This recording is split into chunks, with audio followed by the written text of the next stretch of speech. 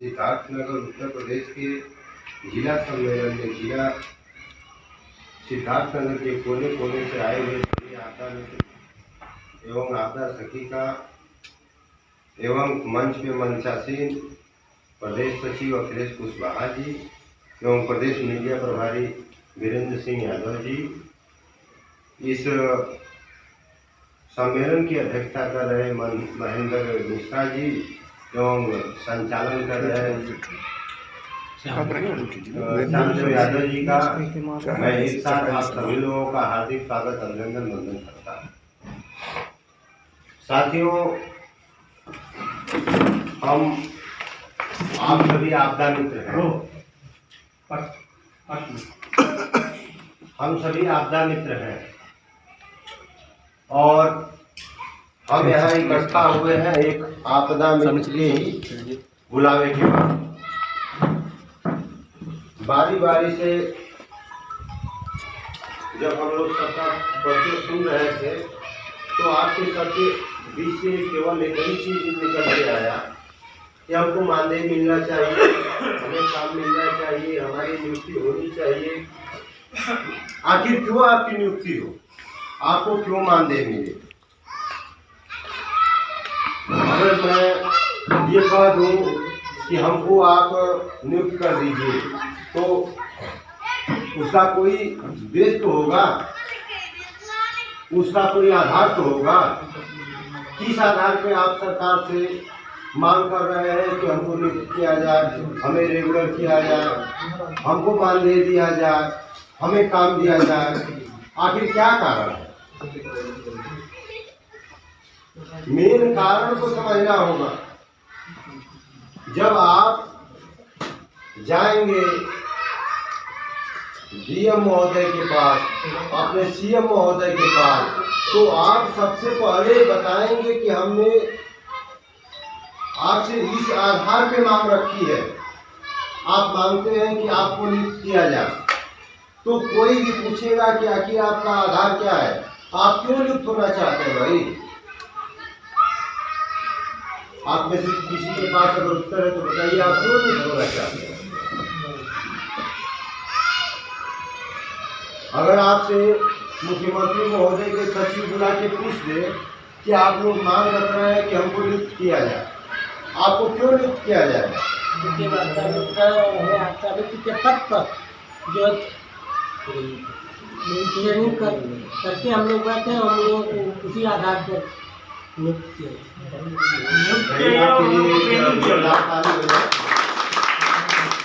हम आपदा मित्र है और मुझे आपदा मित्र आपने बनाया है जी।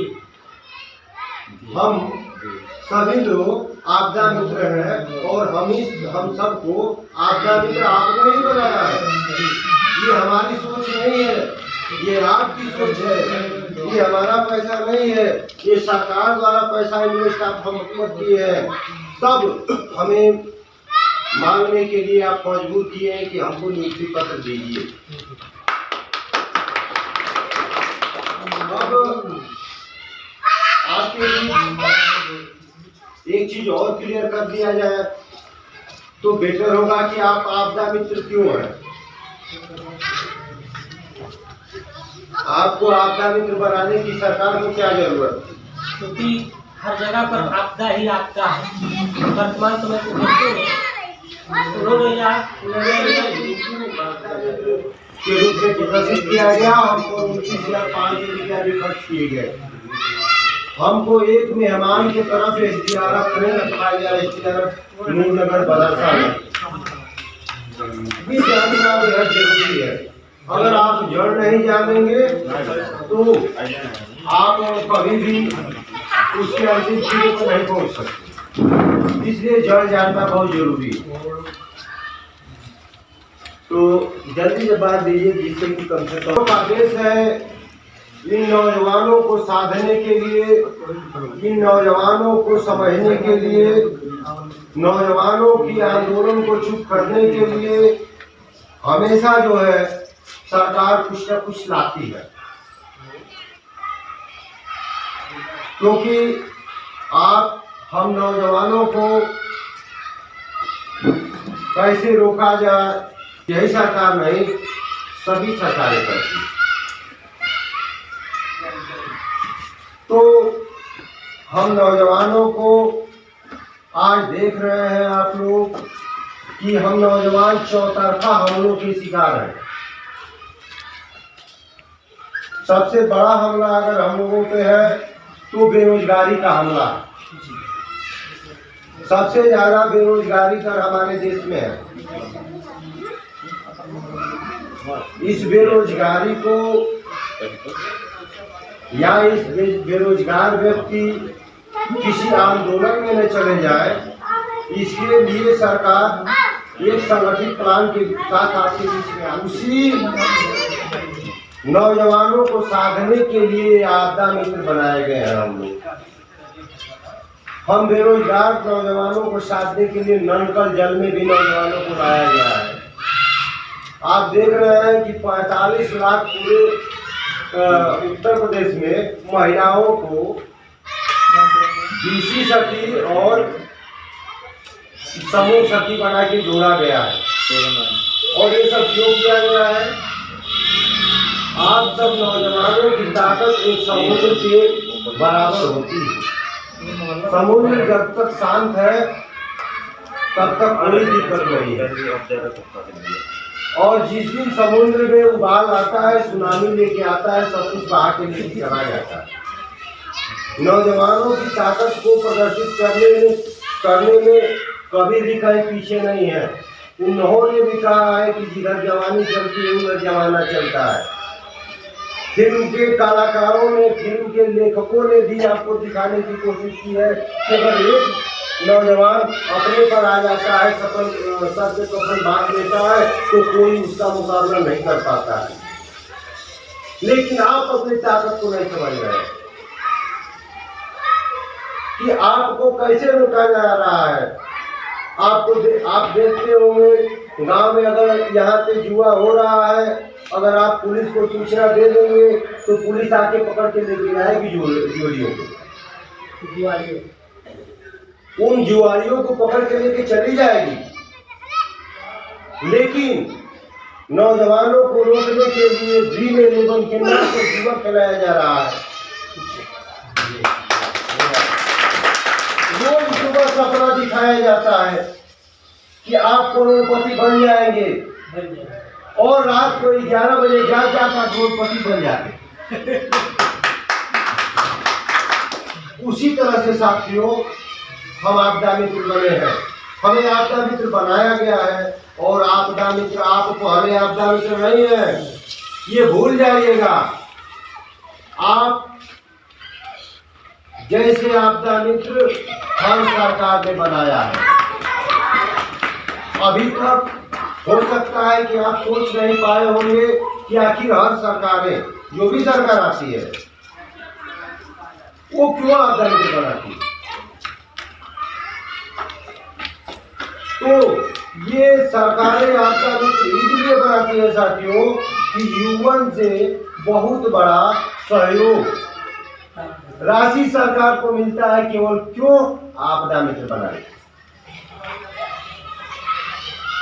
और आपदा मित्र की फेहरिस्त बड़ी लंबी है। आपके बीच में 2016 के कितने के 2006 के बच्चे हम भी हैं 70 लोग। तो ऐसा नहीं है कि केवल ये भाजपा सरकार बना रही है, ये गलत है। सारी सरकारें विश्व से पैसा उतारने के लिए आपदा मित्र बनाते हैं और जब पैसा उतार लेती है सरकार तो हमें दूध की मक्खी की तरफ दुकान फेंक देती है।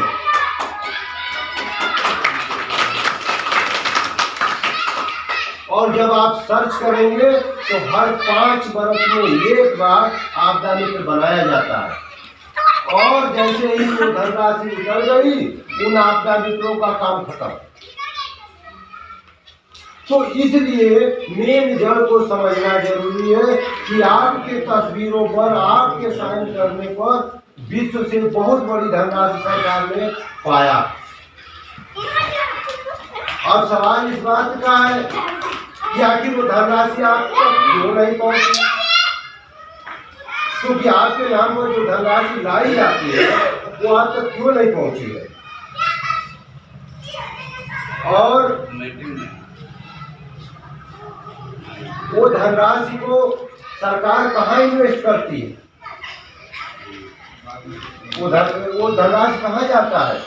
अगर आपदा मित्रों को नहीं मिलता तो धनराशि जाता कहाँ है? वो भ्रष्टाचार का लिपापोती हो जाता है।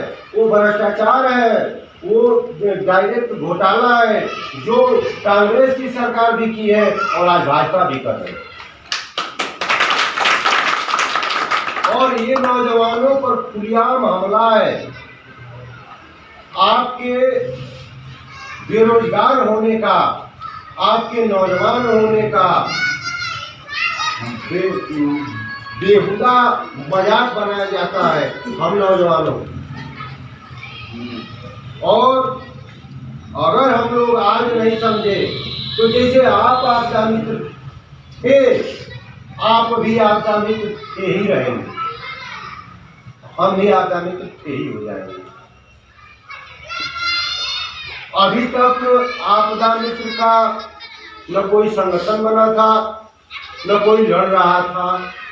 यही कारण था कि सरकार अपनी मनमानी करते हुए और 2006 से नहीं, ये 80 के दशक से लगातार लूटी जाती रही है। नौजवानों की एक भीड़ है जो किसी नौजवान को आपदा मित्र बना दिया गया, 5 वर्ष तक उसको रखा गया, इधर उधर किया गया और इसके बाद जब उनका बजट उतार दिया गया, उनको मक्खी की तरह से बाहर निकाल के फेंक दिया गया। तो क्या आप चाहते हैं कि आप भी ऐसे ही आपदा मित्र रहे कि 5 वर्ष के बाद आपका प्रशासन शासन से काम खत्म हो जाए? नहीं। इसलिए आपको संघर्ष करने की जरूरत है। और आज नहीं, पुराणों में भी कहा गया है कि बिना युद्ध सुई के लोग के बराबर भी भूमि नहीं मिलेगी। बिना रोए माँ दूध नहीं पिलाएगी, बिना मांगे आपको आपके पिताजी भी पैसा नहीं देंगे, बिना मांगे आज भी नहीं मिलने वाली है। हम की क्या आप बात करते हैं? तो अपना हक पाने के लिए लड़ना पड़ेगा। आप लोगों को लड़ना पड़ेगा। अगर आप नहीं लड़ेंगे तो आपकी लड़ाई कोई लड़ने वाला नहीं है। लिखित ले लीजिए। एक अदद कुर्सी के लिए उदाहरण बता रहे हैं। हो सकता है किसी को कष्ट हो जाए तो कष्ट हो जाए, उसको परवाह नहीं है। एक अदद कुर्सी के लिए एक तरफ 43 पार्टियां जो पानी पी पी के गाली देती थी एक दूसरे को, एक तरफ 26 पार्टियां हो गई हैं। लेकिन हम लोग अपने हक अधिकार के लिए एक साथ नहीं हो सकते। क्यों? हम लोग तो कम से कम उनसे भी तो सीख लीजिए कि वो एक दूसरे को रोज कोसते रहे, गरियाते रहे, आज एक साथ है। और हम आपदा मित्र अपने रोजी और रोजगार के लिए एक साथ नहीं हो सकते। तो इसलिए हमें लड़ना है, इसलिए संगठित होना है। अब आपके सामने जो चुनौतियां हैं वो क्या है? आज की जो परिस्थिति है, आज की परिस्थिति में कोई भी कर्मचारी एढ़ाक पे रखा जा रहा है, कोई भी कर्मचारी संविदा पे रखा जा रहा है, नौकरियों में कहीं जगह नहीं है। ऐसे परिस्थिति में, विकट परिस्थिति में आपके सामने इस चुनौती को स्वीकार करना है कि आप अपने आप को नियुक्त कराना है, नियुक्ति प्रमाण पत्र लेना है।